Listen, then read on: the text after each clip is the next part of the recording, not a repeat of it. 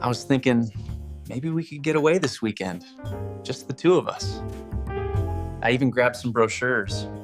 The morning Beg Madison doesn't yell. Her power lies in subtle cruelty disguised as maturity. She sighs softly, placing her spoon down as if she has carried an emotional burden for too long. Then she tells Daniel that romantic trips are childish and unnecessary. She frames a rejection not as hurtful, but as a lesson, making Daniel feel like he doesn't understand relationships. "You need to stop clinging so much," she says, tilting her head with false sympathy. "Women want space. Trust me. Let her live her life if you want her to love you." The words pierce Daniel deeply because she delivers them as if she is helping him, guiding him. He apologizes instead of confronting her, believing her criticism is love. She finishes her coffee calmly, while Daniel sits there breaking inside. Thinking he's become a burden to the one person he wants to make happy ends with an almost cinematic calm. Sunlight spilling through tall kitchen windows, soft jazz playing in the background, and the smell of fresh pancakes rising in the air. Daniel Brooks sits at the dining table with a hopeful smile, holding printed brochures for a romantic weekend getaway. His hands tremble slightly, not from fear, but from excitement and love.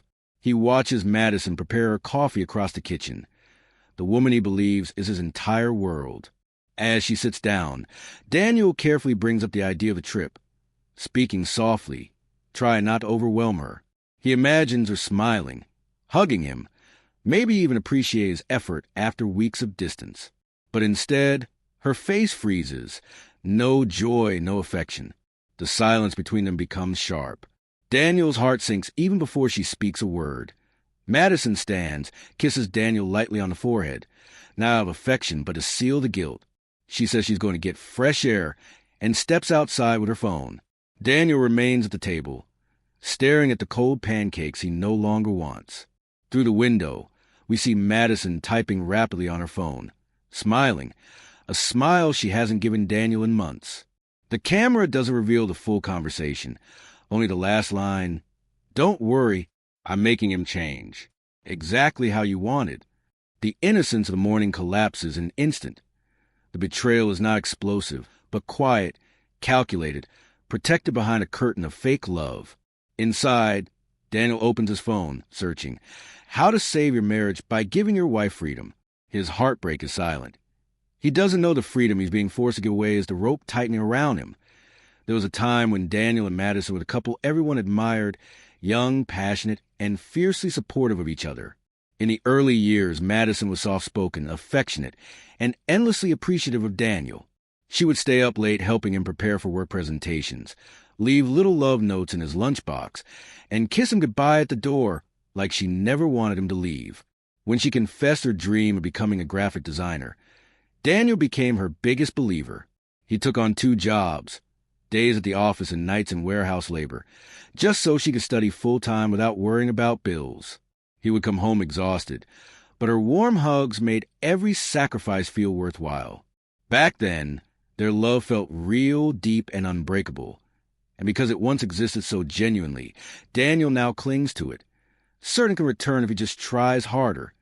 Today, everything looks different, but it changed so slowly that Daniel never realized when he began losing her. Madison now has a stable income from remote freelance work, giving her more flexibility than ever. She spends evenings out with new friends he has never met, attends networking nights, and guards her phone the way people guard secrets. Daniel, meanwhile, remains the primary financial provider, working long hours but never complaining, still believing that supporting her is part of loving her. Madison rarely asks how his day was anymore. Conversations are short, functional, and emotionally sterile. Strangely, the more responsible and devoted Daniel becomes, the more annoyed she seems by him. Freedom has changed her, not into a happier woman, but into someone who sees her husband as an obstacle rather than a partner. Daniel senses distance but blames himself, not her. The shift becomes undeniable the day Madison tells Daniel to stop calling her during the day. She doesn't ask gently. She frames it as a flaw in him. She says it's needy, clingy, and unattractive for a husband to constantly check in. Daniel freezes, confused and embarrassed, then apologizes even though he did nothing wrong. From that moment, He begins micromanaging his behavior, counting how many texts he sends, rehearsing conversations, questioning every emotion he feels before expressing it. Ryan, his lifelong best friend, points out that Daniel has changed. He looks smaller, quieter, scared to make mistakes around his own wife. Laura, his sister, confronts him too, saying Madison's attitude is not love. But Daniel defends Madison every time, determined not to let anyone see her in a negative light. The tragedy becomes clear. The person he trusts most is the one slowly destroying him. From Withy, Ryan invites Daniel out for a drink after work. Casual on the surface, but the tension is clear. Ryan has been holding something in, unsure whether to say it. After a few minutes of small talk, he blurts out the truth. He saw Madison 2 days ago at a downtown cafe, not alone. She was sitting with another man, leaning in close, laughing in a way Ryan hasn't seen her laugh with Daniel in years. Their faces were inches apart, hands touching across the table. Ryan insists he isn't trying to start drama, but refuses to watch Daniel crumble silently. Daniel reacts with immediate shock and defensiveness. His voice cracks as he explains that Madison has been teaching him how to be a better husband, giving him advice on how to not push her away. Ryan looks heartbroken for his friend. Daniel leaves the cafe shaking, choosing denial over pain. Later that night, Madison gets ready to leave for work. Daniel sits quietly on the edge of the bed, watching every detail. She puts on earrings she never wears around him, then reaches for a perfume bottle he recognizes only from their anniversary dinners. The one she hasn't worn for months. The smell instantly triggers memories of love that now feel like ghosts. Daniel pushes past a lump in his throat and asks gently, "Can I pick you up after work tonight? Just so you don't have to Uber home?" Madison freezes. Her face turns sharp, too sharp for such a small question. "Stop suffocating me. I told you, trust works only when you give space," she snaps, as if he committed a crime rather than offered affection. Daniel collapses emotionally and apologizes frantically. She grabs her bag and slams the door, leaving the house shaking and Daniel shaking harder. After Madison storms out, Daniel sits alone in the silent house, his heart tearing in 2 directions, fear and desperation. He remembers every word she said about space and decides to take it literally. He vows to stop calling her, to stop checking on her, to stop doing anything that might make her feel trapped. He thinks this sacrifice might save their marriage. Meanwhile, the story cuts to Madison in the back seat of a parked car, smiling at her phone as a new message appears. "You're training him well. Keep it up." She replies instantly, energized by the approval of the man she's really trying to please. The heartbreak for the audience becomes suffocating, because Daniel is doing exactly what she asked, believing it will fix everything, while in reality every step he takes is tightening the noose designed by someone else. The emotional transformation begins slowly, disguised as growth. Madison starts coaching Daniel on how to behave in a relationship, not to improve a marriage, but to reshape him into something convenient. She calls her rules wisdom, maturity, self-awareness. "Don't ask who I'm with, it's insecure. Stop expecting affection, it's immature. A real man gives full freedom with no conditions." Daniel internalizes every sentence like scripture. He wakes up each day terrified of disappointing her. He deletes messages from Ryan and cancels dinner with Laura to avoid conflict, telling himself he's busy, when the truth is he's embarrassed to admit he's not allowed to care. He learns to swallow every emotional need, convinced that love means silence. His goal becomes simple: avoid triggering her disappointment. The more obedient he becomes, the more she loses respect for him, and he doesn't even realize that Daniel's world shrinks into a prison of quiet suffering. He holds back jokes because she doesn't like when he's too playful. He hides excitement because she calls it childish. He sleeps on the far edge of the bed, not because she asked, but because she trained him to fear closeness. Madison walks around the house like royalty, expecting his gratitude for the smallest crumbs of acknowledgement. Daniel goes to work exhausted from holding tears in all night. He cries only in the shower where no one can hear, gripping his chest to stop the shaking. For the first time, people outside notice. A co-worker gently asks if he's okay, but Daniel smiles and lies, saying he's just tired. He isn't losing the marriage anymore. He's losing himself. He doesn't recognize his reflection. He doesn't remember the sound of his own laughter. That's when the audience starts fearing for him. Point one afternoon. Madison asks Daniel to grab her wallet from her purse. It's an innocent request, not a trap. He reaches inside and accidentally pulls out a folded note. At first, he assumes it's a to-do list, something harmless. But as he reads, the world stops. Don't touch me without permission. Don't ask about my schedule. Don't expect intimacy. Act like roommates. Phase 2. Ask for open marriage. Each rule matches perfectly with the behavior she has been training him into, not suggested, but enforced. His hands tremble violently as he rereads it. The handwriting is not Madison's. It belongs to someone else, someone who has been instructing her. Suddenly, every fight, every lecture, every piece of relationship advice snaps into place like a cruel puzzle. Daniel realizes he is not becoming a better husband. He is being remolded to satisfy another man's desires. It is the first moment he is truly afraid. Daniel waits until Madison dresses up for another late work shift. But tonight, he doesn't just sit and ache. He follows. His hands shake on the steering wheel the entire drive. He rehearses excuses in his head in case. She notices him. Wrong turn, coincidence, concern. But he knows the truth. The version of himself who needed permission to care is dying. Madison parks at an upscale lounge downtown, the kind of place Daniel never knew she visited. Through the bar's window, he sees her expression shift instantly. The coldness she shows Daniel melts into giddy excitement. Then Aaron Knox enters. Confident, arrogant. A man who radiates ownership rather than love. Madison stands to hug him tightly, holding him in a way she hasn't touched Daniel in months. Their connection is instant and shameless, and Daniel's worst fear stops being a fear and becomes a fact. Daniel slips inside the bar and hides his shadow booth close enough to hear, but far enough not to be seen. Madison and Aaron speak openly. There's no guilt in their voices, only strategy. Aaron treats her like a student, correcting her tone, telling her what to say, what to deny, how to punish Daniel emotionally when he asks for love. Madison nods obediently, hungry for approval, and Daniel realizes she isn't cheating for affection. She is addicted to the power Aaron gives her. Then the line that kills him. Soon Daniel won't even care who I sleep with.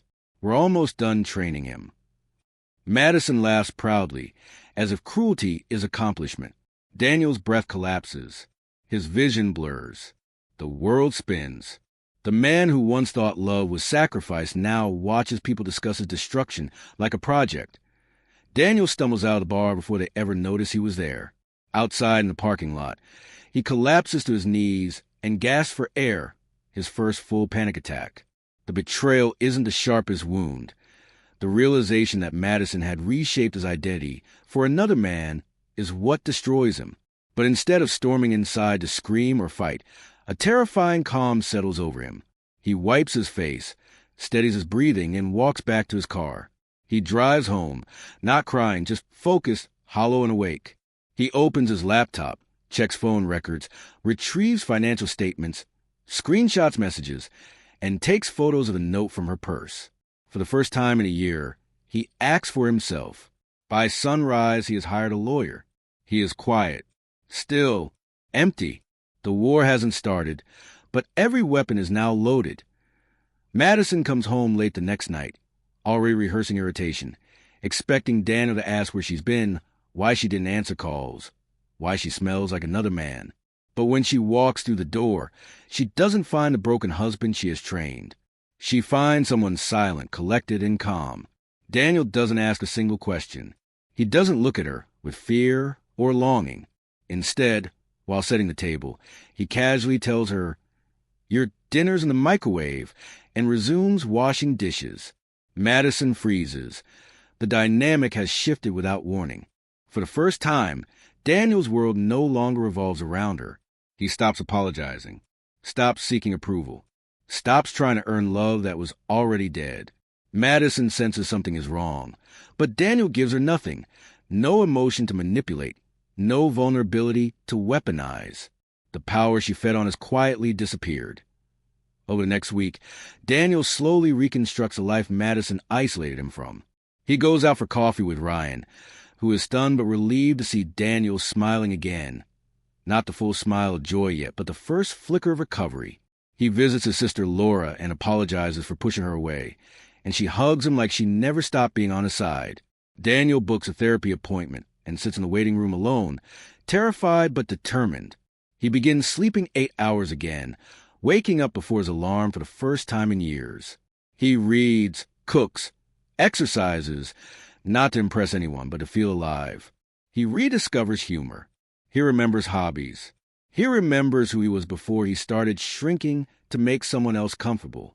Quietly, without confrontation or theatrics, Daniel chooses himself, and it becomes his greatest act of rebellion.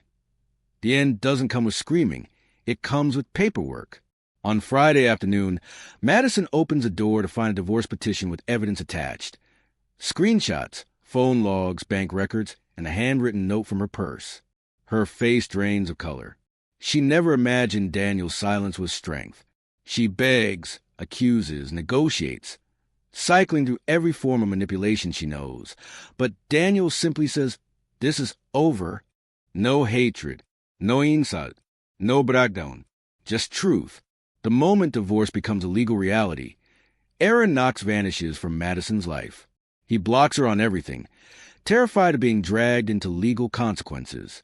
Madison suddenly loses both sources of supply, the man she used and the man she obeyed.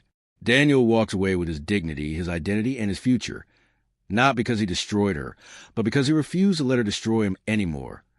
Months have passed, and Daniel has built a different world for himself. Not flashy, not loud, but peaceful. His days are slower now, filled with intention instead of chaos. He wakes early, goes to the gym, makes breakfast, attends therapy, and slowly learns to enjoy his own company. His new apartment isn't luxurious, but it feels warm. Framed photos of his hikes, shelves of books he once abandoned, soft light spilling through beige curtains. The emptiness that used to make him restless now gives him space to breathe. At the cafe near his apartment, he finds a quiet corner seat by the window, sipping coffee with a small, content smile.